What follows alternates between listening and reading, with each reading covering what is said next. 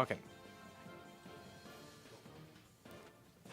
Hello everybody and welcome back to the World Championship 2015 in Kyoto, Japan. My name is Matthew Bell and joining me here is Jerome. Hey Jerome, we're here for the final match. This is it. I am pumped up. This is actually a historic match in terms of just World Championship lore in general. Galileo Obaldia has already won a World Championship, and he came in third, I believe, in the World Championship the next year. And now he has the chance to become the first two-time World Champion ever. On the other hand, Syunsuke Hiyama has now been to 2 consecutive World Championships. He made second place last year, and now he's in a position where he might wind up getting second place again. So both these players have played on this final stage before, so they both have this experience behind them. It's a very close one to call. Now, if Hiyama wins and gets invited back next year, that'd be 3 World Championships in a row, and I don't think anybody's ever done that. Not 3 in a row. This is Gally's third, of course. There's quite a few people that have made 2 appearances in a row, like Bill McCavett made 2 in a row. No, anybody who won. Yeah, made true. 2 Actually, in a row.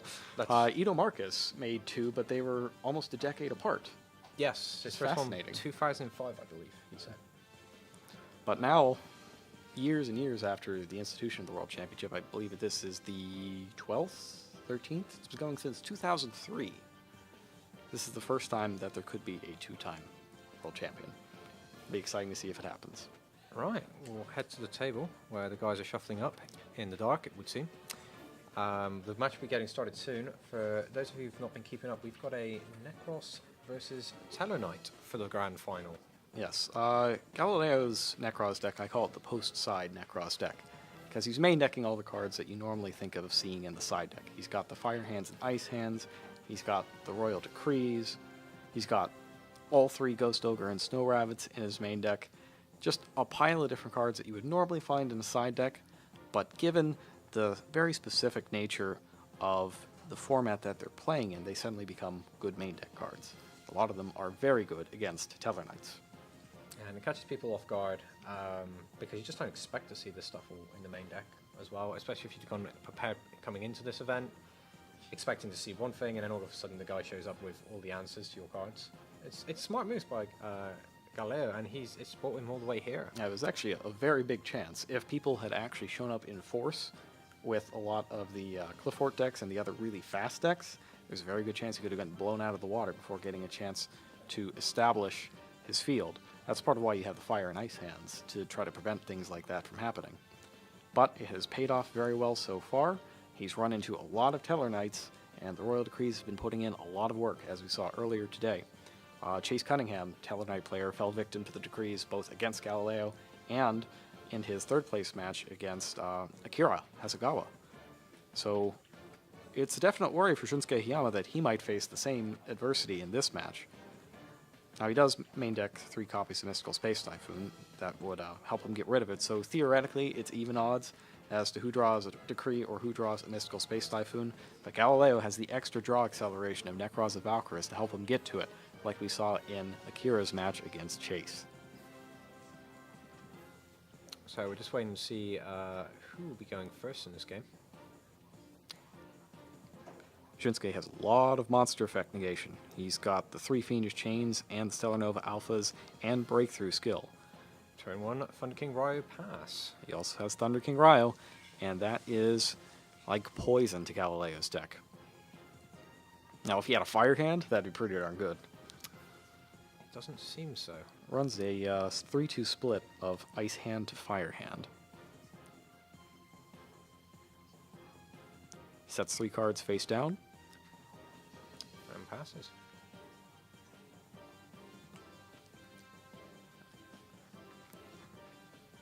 Satellarknight Unukalai joins Thunder King this time around. Torrential Tribute is the one non-Royal Decree trap in Galileo's deck, and he's got it. Syunsuke's highly aggressive play is met with a wipe, and that unlocks Galileo's search cards.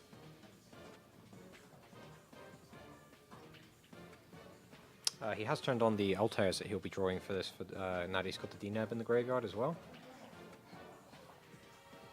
And now what Syunsuke needs is a little bit of defense.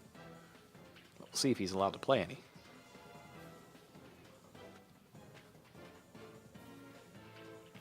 Oh, Soul Charge. Syunsuke Hiyama Soul Charges for 3. That'll drop him to 5,000, but now he knows that Torrential is gone. That's going to get him a Deneb effect. He's already used Unalkalai, so he won't get that. But most importantly, it puts Thunder King back on the field. He'll have to skip his battle phase this time. Tries to activate Unalkalai again, but cannot. He can, however, activate Deneb. Thunder King Rai stops either player searching. No, he cannot activate Deneb. That's right. But having that Thunder King is more important than the search here. Yeah, the crazy thing is, like, Thunder King is so one-sided so often that you almost forget that it stops you from playing too. Yeah, you know. Here we go. Tellarknight Ptolemaeus comes down. That's going to be a pain on Galileo's side. What other acts Galileo got? Do you think he's... Well, he's used the Torrential Tribute. So he's got Book of Moon, which could actually get him out of this. He'd have to... he could always summon one of his smaller non-ritual Necros effect monsters. He plays Great Sorcerer. I think Great Sorcerer is big enough. And he's Ghost Ogre and Snow Rabbit takes out the Ptolemaeus in the end phase. I can't remember the attack of Great Sorcerer offhand. 1500. So Great Sorcerer and Decisive Armor would do it. Also, just a ritual summon. If he happens to have the cards to make one in his hand, he can get past the Thunder King that way. And, of course, there's... Ice Hand would be incredibly good right now. You would Ice Hand away the face-down card, and then Fire Hand away the Thunder King. Yeah, and then get the last hand to get through direct attack. Royal Decree. Of course, he has the Royal Decree in the end phase.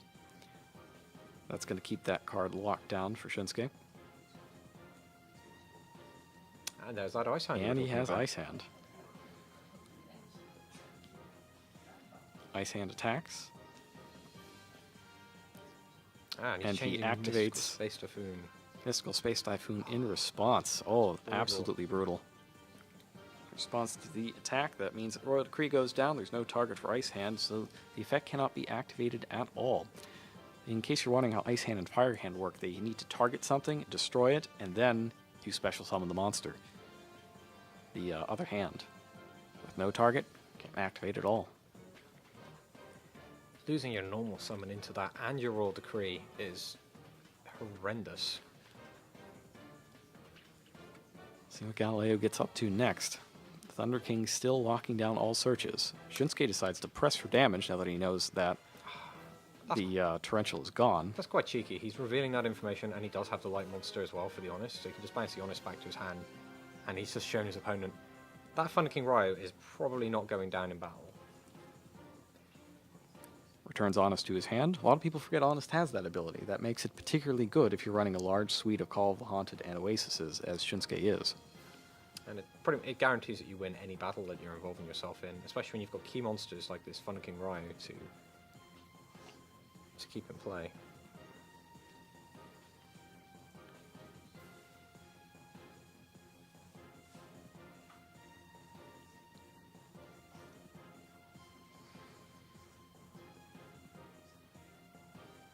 Galileo takes plenty of time to think about it. Checks the number of cards in hand. Shinsuke's got 3 and a Thunder King. Fire Hand. Summons Fire Hand. That'll help. And that'll even out the Honest in hand. So there's only 2 bits of unknown information in Syunsuke's hand.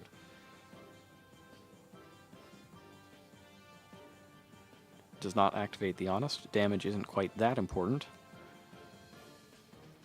And Fire Hand destroys Thunder King. Then Galileo summons Ice Hand. Galileo might have been able to get himself out of the corner and put together a string of plays here. He's only got 2 other cards in his hand, so I'm wondering how much of a Necros strategy he can actually play with those. That's true, he hasn't actually got a mirror off yet, has he? So he's got no way... Yeah, there are no ritual spells. We haven't seen any ritual monsters or their effects. Those last 2 cards are indeed a mystery.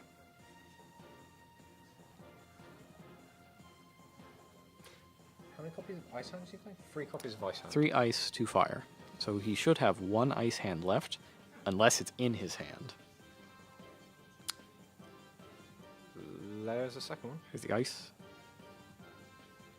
Oh, sorry, I had that backwards again.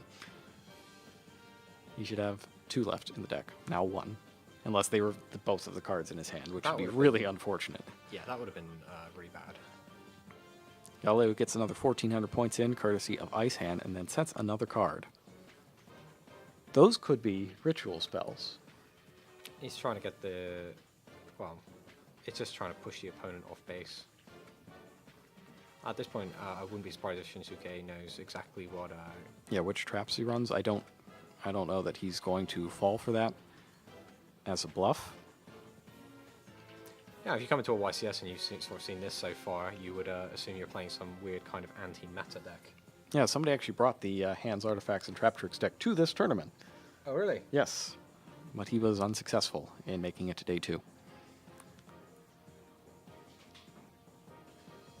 Oh, let me see if I can find who that is while Syunsuke takes a look through his graveyard.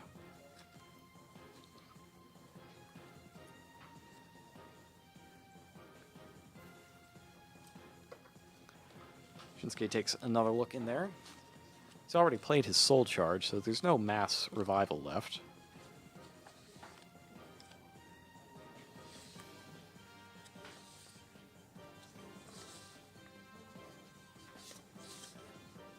I just passed by Jorg's Harpy deck again, and it's still awesome.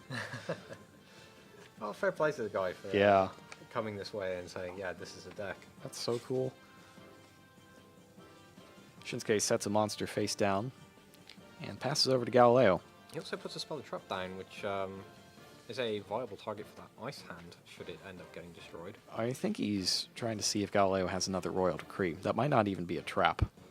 Might be another mystical It could space be typhoon. another Mystical Space Typhoon. Ah, it was Jack-Seth Lupk From Australia. from Australia, I believe. Possibly New Zealand. No, he's Australia. So he brought Hands, Artifacts, and Trap Tricks. Didn't get to see it on stream, but it's an interesting choice. He even played Caduceus, which was one of Syunsuke's big cards from last year.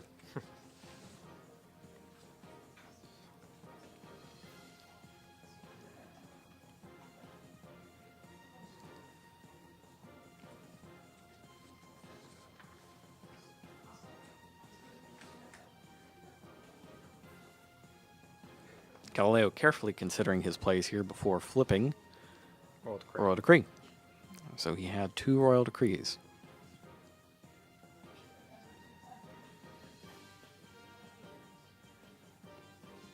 Syunsuke is getting a lot more monsters than previous opponents did. So it seems that the Decrees aren't doing quite as much damage as they possibly could. Preparation of Rites is activated next. We're going to finally see the first Necros monster. Yep. Unfortunately for Galileo, he's not going to get the full power of Preparation of Rites out. He won't be able to get a ritual spell back from the graveyard. But he has access to essentially every Necros monster because he can get the 1 Necros of Brionac. Yeah, in this situation where your deck hasn't got started and you're already sort of progressing into the mid stages of the game, you can't worry about the little extra pickups that you could have gotten off of Preparation Rites. And we are going to see Clauseless being discarded. Grabs Unicorn, discards Clauseless, and this is really where the hands are extremely valuable because they muck up the field in addition to clearing out your opponent's cards. Kaleidoscope is the choice, and he activates it and sends Herald of the Arclight to the graveyard. Unicorn hits the field, and now Arclight's effect activates as well for another search. With Thunder King gone, Galileo's hand is way better. He goes and gets Necros of Brionac and discards that as well, to get Necros of Trishula.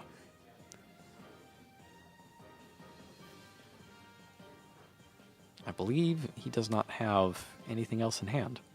Is that everything? Or has he got something else hidden back there that we don't see? As far as I can tell, he had 2 cards. One of them was Clauseless. He got Preparation Rites, which is the draw for the turn. So he's all in. Well, almost all in. He has a Trishula in hand.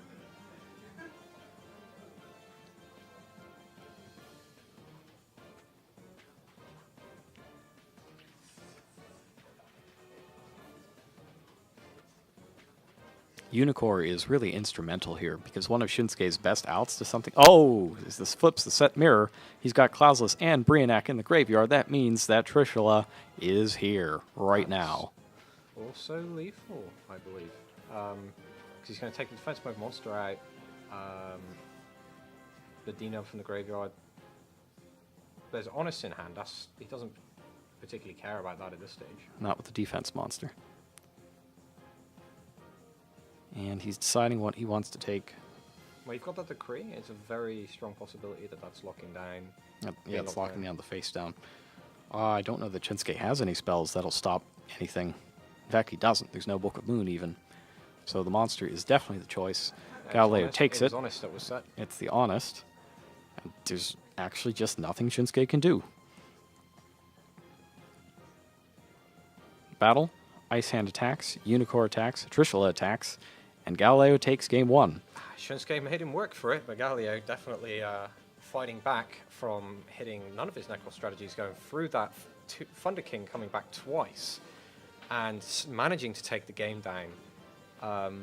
Really showing the power of the creative deck that Galileo has put together for this event. Yes, the power of the hands were instrumental in all this. Without those, he wouldn't have even been able to play this game, let alone win it. Had he just played the flat traditional Necro strategy right there, that would have been it. He would have just never gotten a foot in the door. But this way, by playing his deck this way, and things like the Ghost Ogre and Snow Rabbit giving him additional outs to the Polonidas. The Ptolemaeus. I actually really liked that.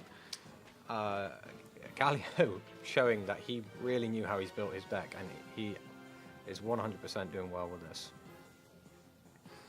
So we'll see what these guys are going to side deck. That's a very neat deck concept.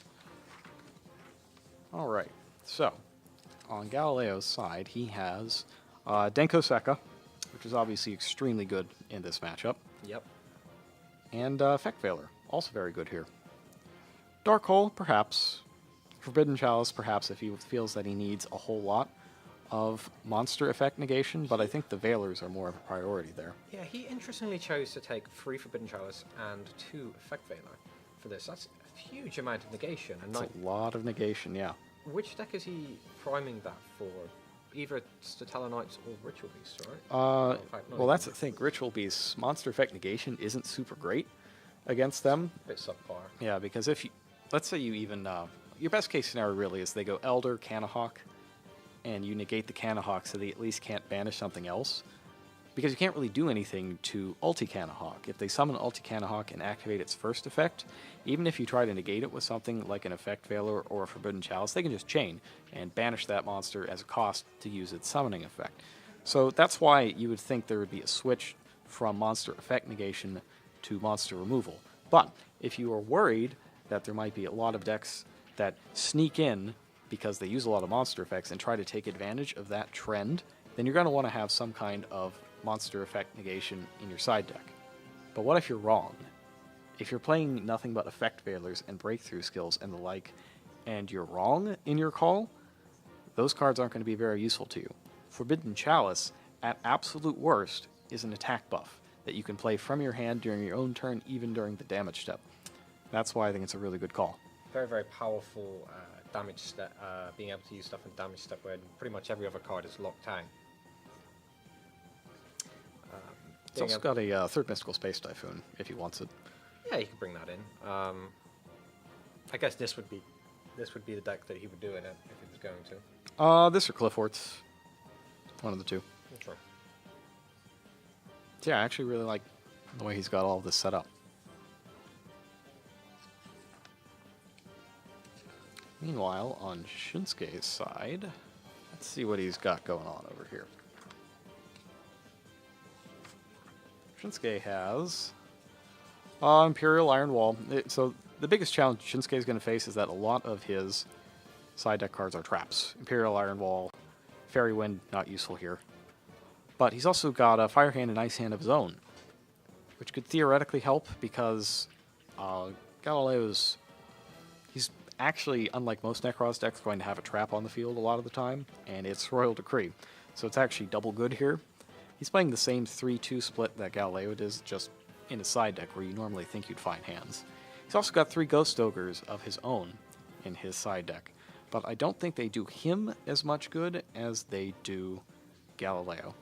Though, Galileo does have access to Ptolemaeus and other things of his own, so we'll see if Syunsuke finds that particularly valuable. Artifact Lancia. He also has 1 copy of that. I would definitely expect that in. That is a very traditional card to put in against Necros. But that's about it. I think the maybe hands and the walls and Lancia are the best you're going to get if you're Syunsuke Hiyama.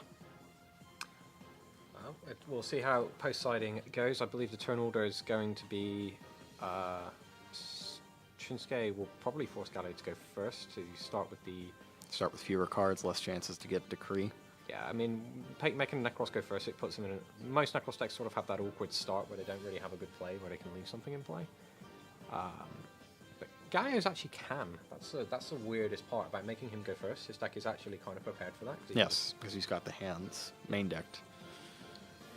Oh, as it came up earlier, we don't actually have a way of contacting the judges from this room. We're actually in a different building to make sure that we can talk about the match without interfering with the players. So if we see something, well, we may say it. We are unfortunately unable to interact with the game.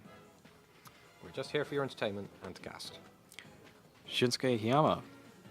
Everybody is sided up. They are ready to go.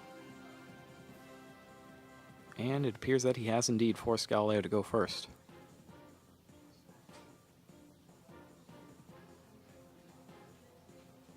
Galileo does nothing. And Syunsuke Hiyama gets to his 6th card without consequence. Draw pass. So, interesting thing, last time around, when Syunsuke Hiyama was forced to go first in Game 2 of the finals, actually no, I believe he chose to go first because he's playing against Infernity, he set 1 card, and that was the last card he played for the entire tournament, as he was defeated on his opponent's first turn. Wow. It was a Mystical Space Typhoon, 8,000. That's crazy. Just draw pass. I mean, drawing your opening hand in passing. The last time I saw people comfortably doing that was back when people were heavily playing Gore as Emissary of Darkness. Not made an appearance in this tournament. Galileo can absolutely do this safely because Teller Knights, as they're being played here, are a very heavy trap deck. They aren't playing the aggressive route with lots of special summoning. There is absolutely no danger to Galileo of being wiped out in one shot. And Syunsuke has no Tellarknights that he wants to commit, so he could be holding Vegas or Altairs, but not have any sort of play he can make off of it.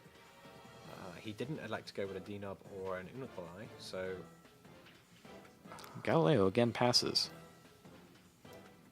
I think his hand is he's full of bricks, because you see the way he's put his hand in front of him, and he's just drawing, looking at the card and putting it face down on the top. He's not looking through his hand. He knows that hand's unplayable until he hits something. I don't know that it's necessarily unplayable. This is the point where he's going to have to start discarding unless he plays something. So he's going to have to commit something, even if it's just face down spells or traps. Yeah, unless he just wants to discard something. I don't know that Galileo's hand is as bad as he's making it look.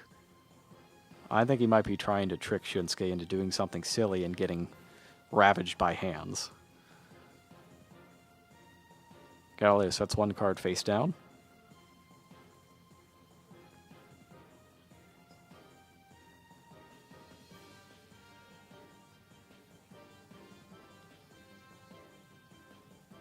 And Syunsuke is taking his time thinking before summoning his Tellarknight Vega. Vega, no effect. It seems Syunsuke only has 1 monster, or at least 1 monster that he's willing to commit. So the thing with Vega is that the hand can't be crashed into it. It's smaller than Ice Hand. I don't know, if just... Valky's going for the Sky Bridge. He is playing some number of Sky Bridges, I think 3. Yeah, the full 3 Sky Bridges. Can only summon talent monsters during the turn he activates the card. I'll pull this one up for you in case you haven't seen it this weekend. Gonna use that. For Unikal High most likely to then send the D-Nub, or do you think he goes straight for the D-Nub here? If he has a call or something down, then I would go with the Unukalai. I think what Shinsuke is going to try to do is just pile on a ton of damage right now, and then wall up in defense with that Ptolemaeus again.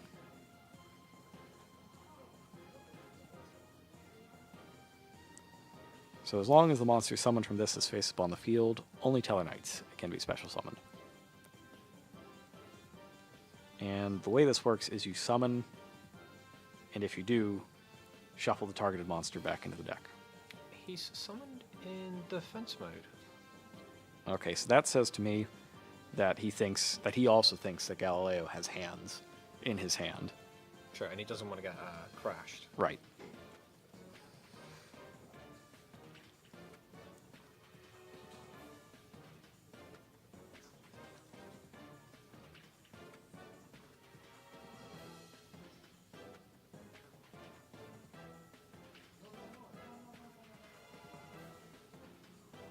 Also, as long as he has that Deneb on the field, Stellar Nova Alpha is live. Sets 2 more cards. Those 2 on the left are the ones that were just set. And Galileo is up. Now faced with 5 cards, face down.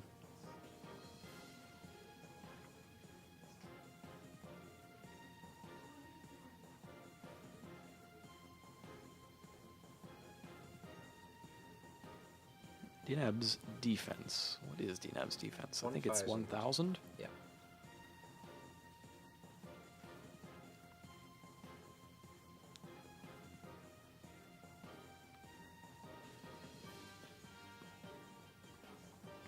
The tricky situation.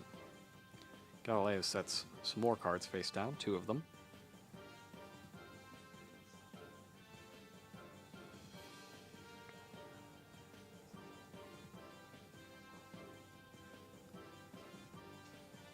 And it seems like that might be all he does. Unukalai is summoned up next, and he activates the effect. Perhaps Galileo going to try and resolve a big royal decree at the end of this. Something like Decree Chain Torrential. Yeah, that could be one option. It's very likely that there's a Telenova Alpha for Syunsuke. I don't think you get 5 cards face down like that unless you have it. Yeah, in the most likely case. It could have hit some of his side deck cards, I believe. Oh, the Iron Walls? Yeah. This will be the second game in a row that Galileo hasn't seen a Necros monster in a while. I mean, the first game he had the Necros monsters, he just couldn't use them because of Thunder King. Yeah.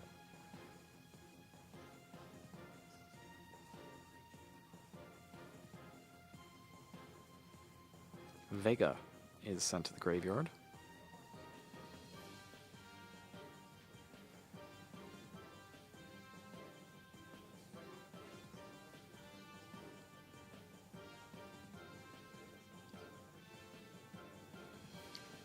And now Shinsuke decides to go on the offensive. Deneb attacks successfully.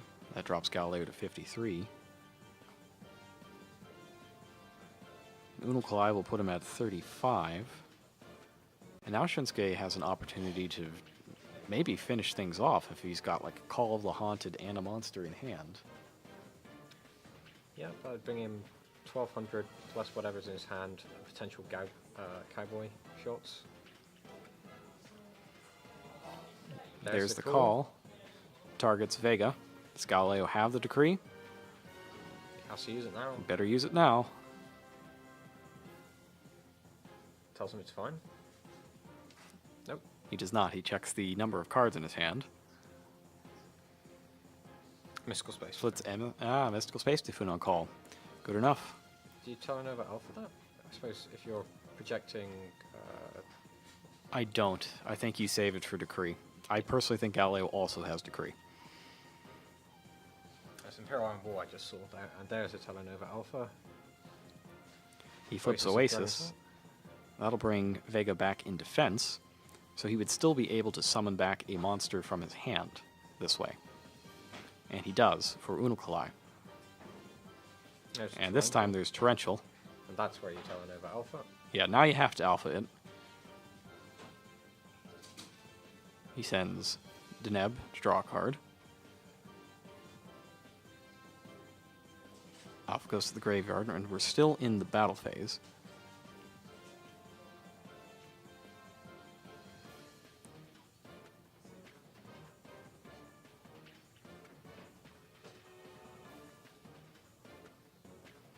$1,800 more puts Galileo down to 1,700.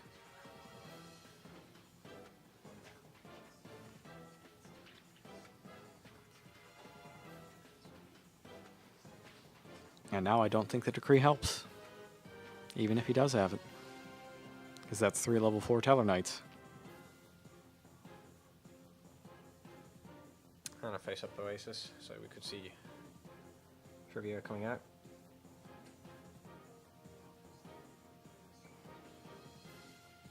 Because this could get stuck in a bit of a loop where Galileo has to keep setting the decree, but then can't use it. All 3 monsters are combined for Tellarknight Triver.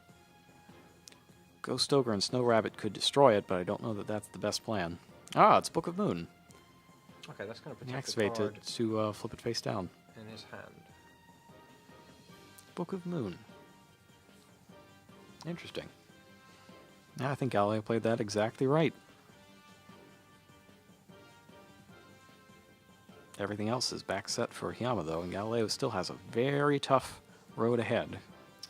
One of those cards is Imperial Iron Walls, so that we're not going to see a Trishula. Unless Galileo's got another Mystical Space Typhoon.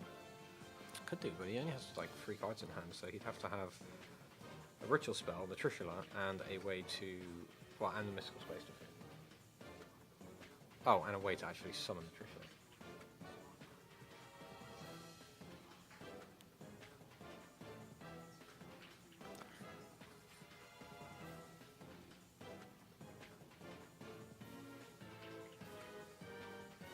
Galileo deep in thought as he considers the face-down Triver with 3 set spell or traps. You have to send a face-up Tellarknight to the graveyard for Stellar Nova Alpha, so even if there is another one there, it's not live unless the Oasis gets flipped, which was just brought back to hand. Syunsuke has not flipped the Oasis. Which kind of sends a message that he doesn't have it.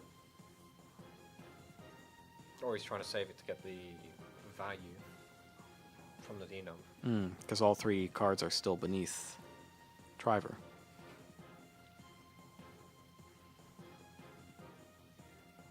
Kaleidoscope. Necros Kaleidoscope is activated. He says, okay. Or Syunsuke says, okay. And Flame Ghost is sent to the graveyard for Necros of Clausulus in defense position. 2300 defense. Big enough to wall off Triver.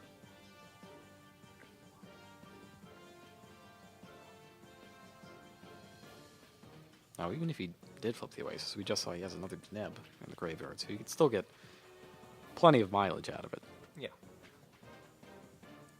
Normal summon Denko Sekka. Oh, wow. That'll lock everything down. But then he still has to get through that really big defense monster. Pass. Says go. Interesting. I wonder if he misunderstands how Clausulus works.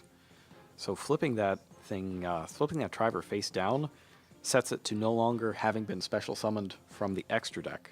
So Clausulus' effect is currently powerless against it. Which means he's going to lose whatever's left in his hand and his Denko Sekka. Question is, do either player know this? It actually came up in the Dragon Duel finals at the North American WCQ, and neither duelist noticed it then.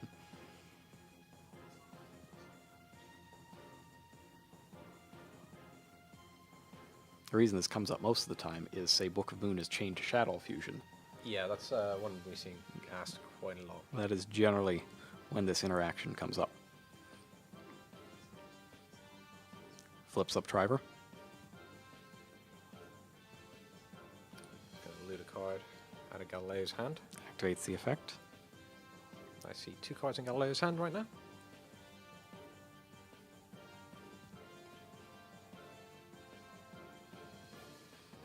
And Galileo appears to be discussing something with the table judge. He's not currently engaged with his cards. So there is a discussion happening right now. Driver has been activated. And now Galileo picks his hand back up and activates Effect Veiler. Well, he was going to lose a card anyway, so why not? Now he's also going to lose the Denko Sucker.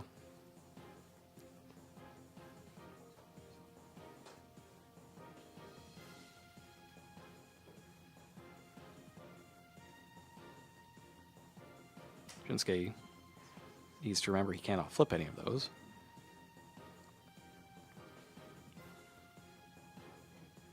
Yeah, Shinsuke's aware that, yep, and no, that was never his plan to use the full source here. He's thinking about, if he activates Honest, I think that's the end. If he has Honest, right. 21 over 17 There is it 4 is. to begin with, and Honest ends the game. Shinsuke evening it out, 1-1. We are going to the final game of the 2015 World Championships. Very interesting game, that one. Yeah, it's unfortunate that Galileo just never got into that game. He didn't hit any of his monsters until late. He drew a lot of his mishmashy side deck cards that would stop the Shinsuke strategy from starting, but it only really would make a difference if he was able to establish some kind of field presence in that. Yeah. Like, those cards that he had, like Effect Veiler and stuff, would have been great had he been able to apply any kind of pressure. So, I don't know that we're going to see a whole lot of other side decking. Galileo looks like he likes the way his deck is configured right now. Syunsuke wants to make a couple more changes, likely in anticipation of going first in this last one.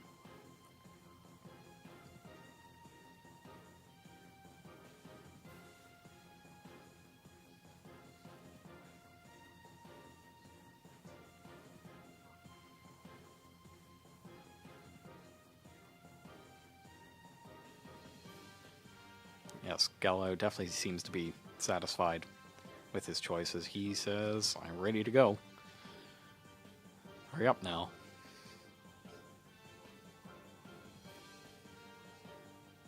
He is giving away information on how many cards he's siding now by just counting them out so comfortably in front of him. Not necessarily. He could say count out 8 cards, put them into his deck, and then take those. 8 cards back out. But how many of the 8 cards taken out are some of the 8 cards that were put in? So yeah, he could be using some kind of, I believe it was referred to as smoke screening technique many years ago when people used to shuffle their whole side deck. Yeah, and the take 15 official, cards the original smoke screen was shuffle all 15 in, then just take 15 out. In this case, it could be a similar thing. Shinsuke's game seems to be very much mental. We saw that yesterday as well in his match against Ito Marcus, trying to do everything in his power to convince Ito that maybe he doesn't actually want to win. But it was unsuccessful there. We'll see if he has a better time at it this time. That was really interesting, the way he was playing that one, because you could just see how Ito was slamming his monsters across the table, like the man of steel himself, fearing nothing, playing his hero deck, of course, and he was never going to hold the attack back. Yeah, So the I don't mind know games what kind don't. The mind games don't work if the other guy's not paying attention. Yeah, the other guy's like, he doesn't care. He knows what he's going for right Nope. now. Tomato, kinetic, get in there.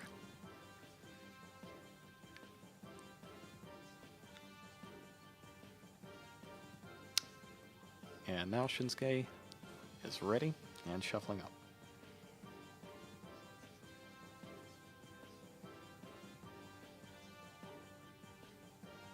I suppose you want to make sure that all your decisions are final. This is the Final game. final of the match. finals. Yeah, it's like this is all the WCQ season, every regional, every national championship, everything you've played in leads to this one last game. This is the final destination for everyone.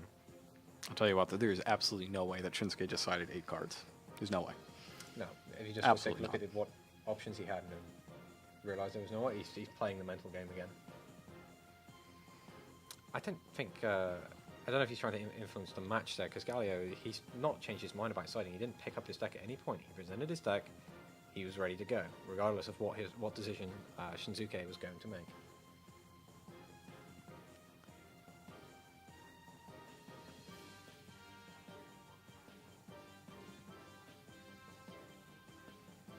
And that's probably why you see so much extra shuffling going on. Like, nobody wants to have any regrets after this one.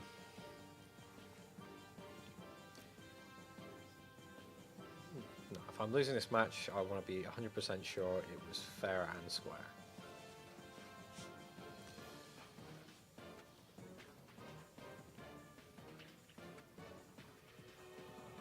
And the final cut by the judges. 2 separate sets of arms there. Best of luck to you guys. And Galileo says, you go first. As expected. I saw some blue in Galileo's hand. I saw Clausulus at least.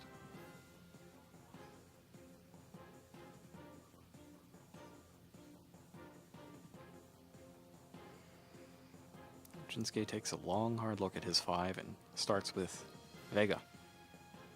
Just Vega. Is that really someone? Okay, he's just trying to see if there's a response. Oh, see if there's He's effect activating tailor, okay. Vega into Deneb. Deneb. Also activating. This one gets Veilered.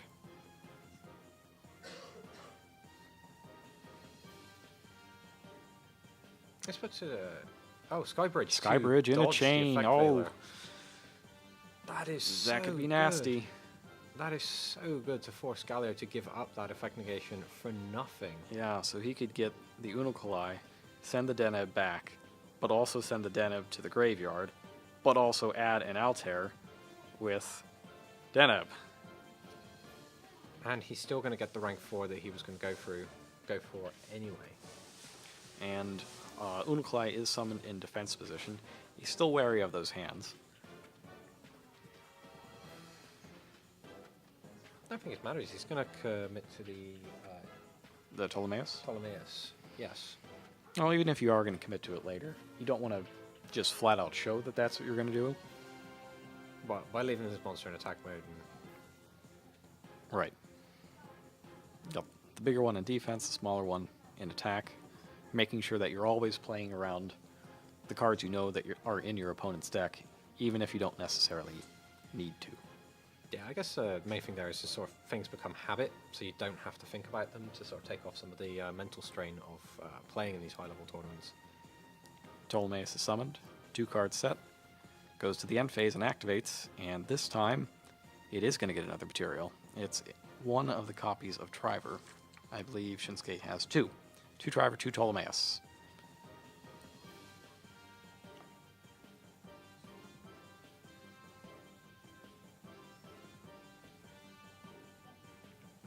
Galileo's up, drawing to 5 instead of 6. Having used Veiler on his opponent's turn.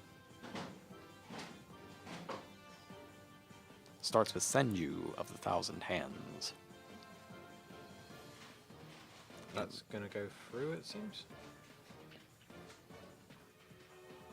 Normally a prime Phoenix Chain target. Yep, if it's there.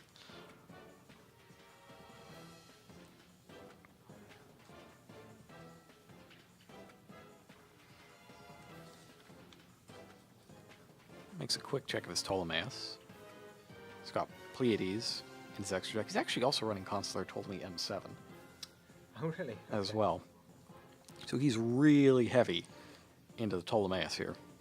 Yeah, it seems to have been the most popular Tellarknight turn 1 play this tournament. It's a popular turn 1 Necros play in this tournament too, as we've seen numerous times. Yeah, and that's something quite interesting. We didn't see a lot of that at the WCQ in Dublin. I don't know, I can't speak for North American WCQ, but We didn't. We saw almost nobody this actually play their Ptolemaeus, but they all played it. they in all their knew it extra was deck. good and was Yeah. playing it, but they didn't ever use it. This seems to have been like the centerpiece of many, many turn 1s that we've seen in this tournament.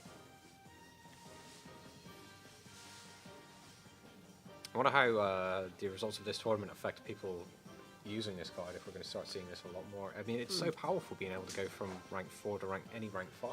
Presumably not at all, since this is a very specialized format specifically for these top-level players.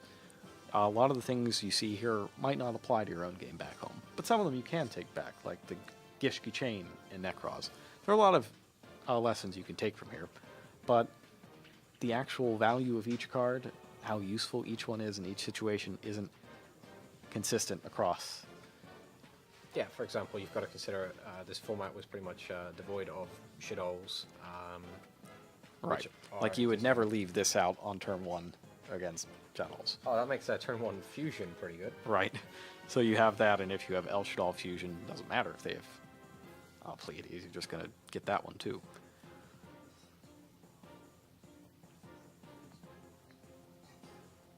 You got Senju. Galileo a while to checks his hand here. resolve this search. That was a very It's an awful long time. long time. I'm wondering if there was some sort of communication with the judge there. It's possible.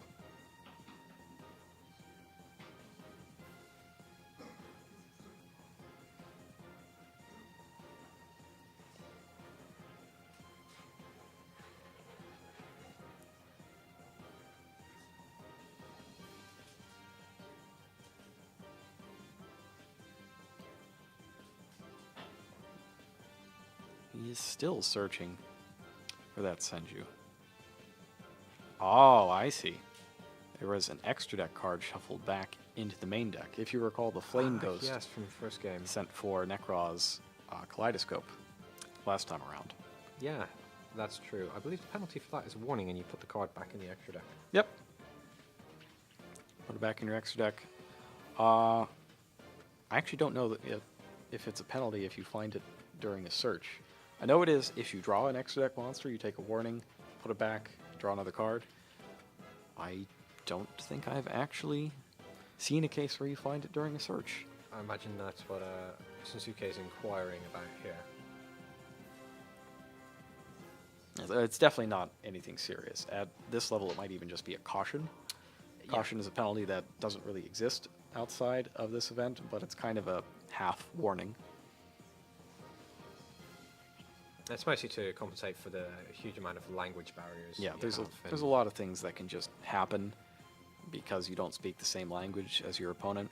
So you need a lighter penalty just to keep track. Even the mannerisms of the players are different. For example, you see a lot of people hovering their cards before they put them on the table, so you know when the window your opponent expects you to use Solemn Warning is. Yes. To the point of where they're expecting the window for bottomless trap hole. Things that you don't really see in the TCG, but you do see on the OCG side. So this is another reason why the caution penalty is used here. Actually, I think everybody should do the Yeah, I really like that. that thing.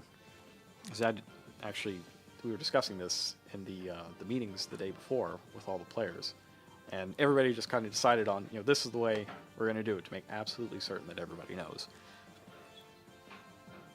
So yeah, if you want to take something back to your YCSs and the like, that's a good thing to take back.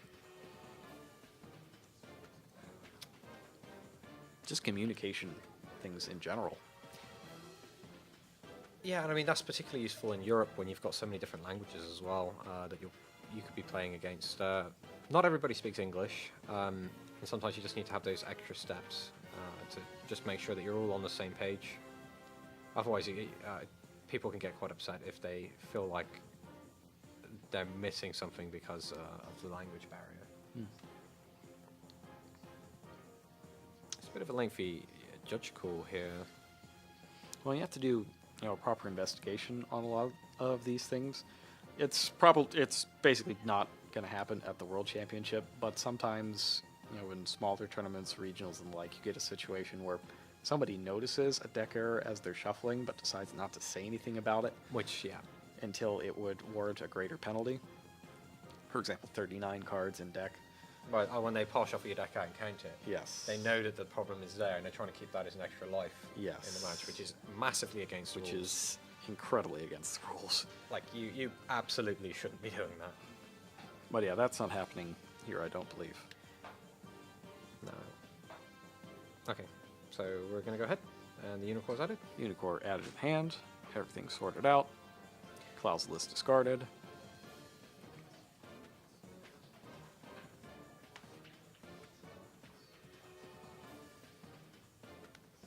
For Kaleidoscope. With it paired with a nice Unicorn in hand. So we are going to be seeing the Necros plays going off this game from Galileo.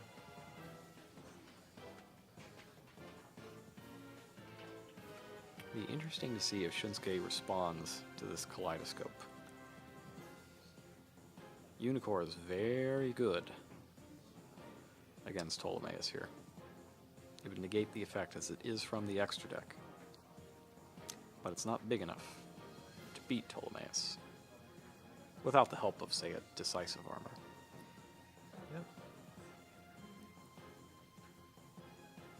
Looks like Scope is going to go through. Herald is sent.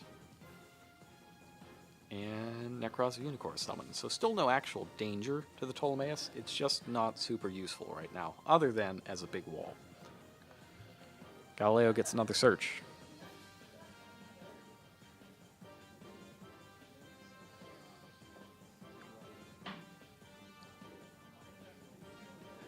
Bronic. Grabs the Brionic. Discards that as well for another search. This time he gets the Shuret. We might be seeing a Trish play.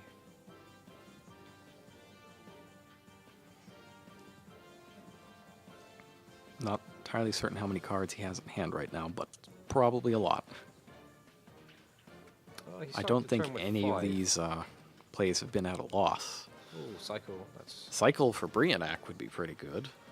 yeah, that's what he's going for. That can shuffle Ptolemaeus back into the extra deck. Whilst triggering the shirt, he has. I think I just saw another ritual spell in his hand. Is it Mirror? Because if he has the Mirror too, that's just... He might be. That's just this madness. might be a repeat of last year, where it's just a one-turn kill.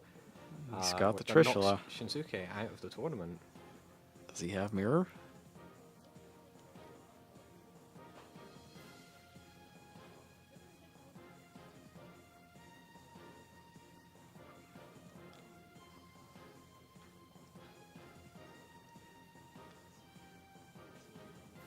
The only thing that makes the suspense worse is the shuffling. Yes, it does. So I sort of sat here like leaning forward, closer and closer to Yeah, the screen. if you're not on the edge of your seat, you're missing out. That's the best seat in the house. Is the effect being used? Activates Brionic. Oh, he's got a Imperial Iron Wall face down. He's Ooh, gonna- Tellarnova Alpha. That'll take out Brionic and draw him a card. That Imperial Iron Wall, that's a tricky one. That's going to cancel out the... It'll cancel out the Mirror entirely. Or at least force Galileo to make a poor play with the remaining cards in hand.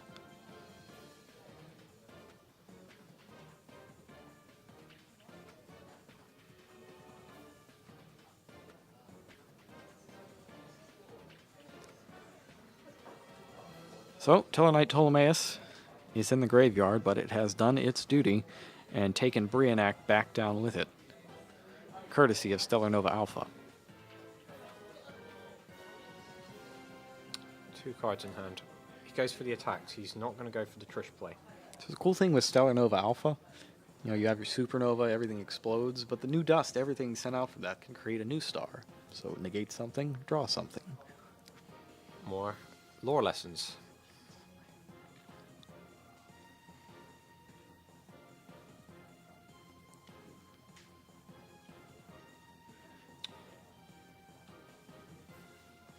Do you go for the rank 4 play here, or do you leave your Unicorn out? I think you leave the Unicorn out, It's because a that'll stop Syunsuke's rank 4 plays from doing anything useful. Galileo sets a card. Syunsuke's up. Okay, perhaps it wasn't a ritual mirror that he had in his hand then. I'm almost certain it was a spell card there.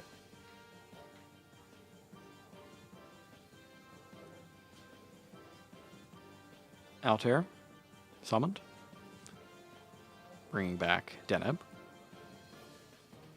Right, sorry, is that Forbidden Chalice? Yes, it is. Altair goes up to 2100, not quite enough to beat Unicorn, and there's no Skybridge this time. Attacks Manju.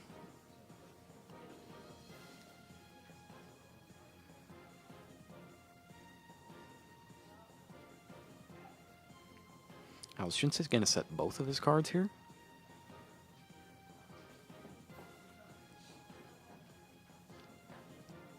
Adds 2 more to the back row. He does add 2 more. What does he have in the way of attack stopping? Well, Fiendish Chain. He's got Ring of Destruction that could take out the Unicorn, but it'll also leave him at a very precarious 2,000 life points. But we do know that Galileo has a Necklace of the Trishula, I think, and that's one unknown card. So his sequence of plays are incredibly limited. Attacks. It goes through. It's another 600 damage.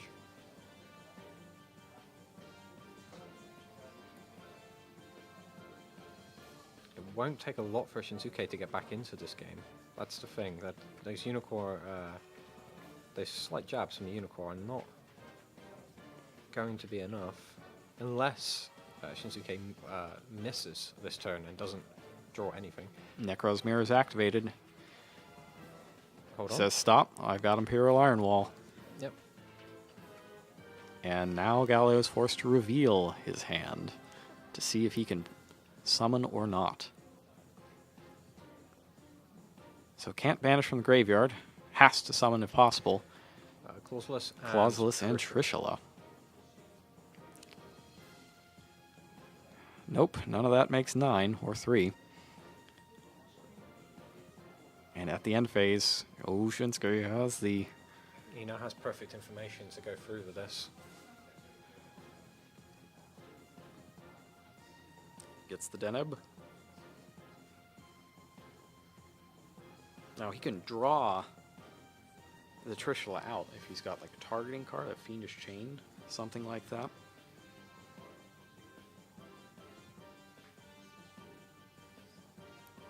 And this is all happening on Galileo's end phase. So he'll get the card he's searching out of his deck, and then he'll get to draw a card that definitely won't be the one that he searched. And it's Rigel. That's one reason why you put Rigel in your deck, because it can overpower Necros of Unicorn. First time we're seeing Rigel put in any work this weekend. first time I think I've ever seen Rigel put in work, if I'm honest. But if it's going to be on the World Championship stage, then Yeah, I mean, that's pretty good. heroes show up late, I guess. Yeah. Game 3 of the finals. It's that time I saw Trifortrops being used in, I think, the top 4 match of Vegas. Yes, 2 years ago. Trifortress Stop. That was great. I sat there, I was like, yes! All right, he draws and picks up the Rigel. He's going to be able to get a ton of damage through here. He's got perfect information. Galileo's a sitting duck. Rigel targets itself, 2400 attack. Everything turns vertically. And first, Rigel at 24 attack attacks into Unicorn. Galileo asks for the translation of Rigel, which I don't blame him for, because that is not a card you really see Yep. in Tellarknight decks anywhere. It's probably like, are you sure that's just not a D-Nup with the wrong art? Checks it out on the official card database. Yep. It is at 2400. That's 100 plus 17 plus 15, 3300 total. And Galileo is down to 4000, and now we're getting close to TV show rules. Yeah. We're going to see a free material XC, That'll almost certainly be Triver. and that's going to take one of the 2 cards away from Galileo. What can Galileo draw to get him out of this situation? Yeah, this is really tough, This- especially with Triver in He's now defense position. facing the end of his tournament. His options are down. The Imperial Iron Wall is going to be reset, so he's still not out of that. If he could get a Mystical Space Typhoon and... The Clauseless would be in the discarded card, so that's huge. Yeah, he'd have to get a Typhoon, hit that Iron Wall, get a mirror, and then banish Shuret for the mirror to get Trishula.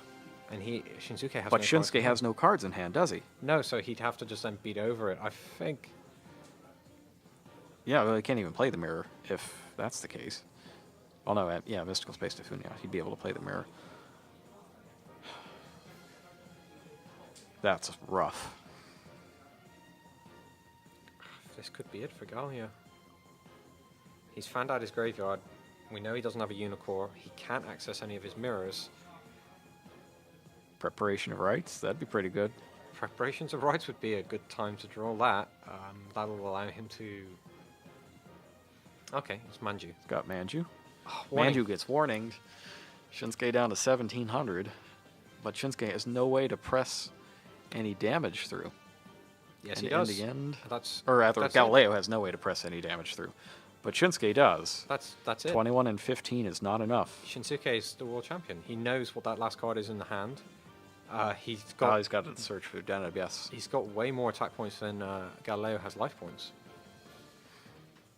Galileo had a great run, but I'm afraid it's just going to fall short here. This is going to be like the fastest shuffle of your life, right? Your heart must be racing if you're Syunsuke. I've watched enough Shinsuke's games to know that nothing goes particularly fast. He's always very methodical in everything he does, shuffling included. Right, there it is. World champion 2015. That's it. Syunsuke. Everything goes to attack position.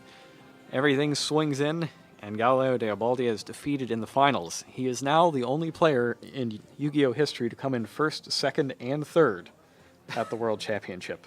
And Syunsuke Hiyama is going to be going to his third consecutive Third consecutive World Championship. And that's like the first as well. After coming in second last year, which must have been absolutely devastating, especially the way that it happened at the hands of the Infernity OTK deck, to come back this year, be invited back this year, and win and become the world champion is a massive accomplishment. So, from all of us here, we'd like to congratulate all of our players Yeah. for this tournament. It was pretty exciting. Yeah. All of our Dragon Duelists, all of our all-age duelists, our top 8, and especially Galileo and Syunsuke for showing us a fantastic finals match. That was a really good match. But in the end, Syunsuke Hiyama of Japan is your 2015 Yu-Gi-Oh! Trading Card Game World Champion. I'm Jerome McHale. He's Matt Bell. Thank you for watching us, and have a great night. Enjoy yourself, guys. Take care.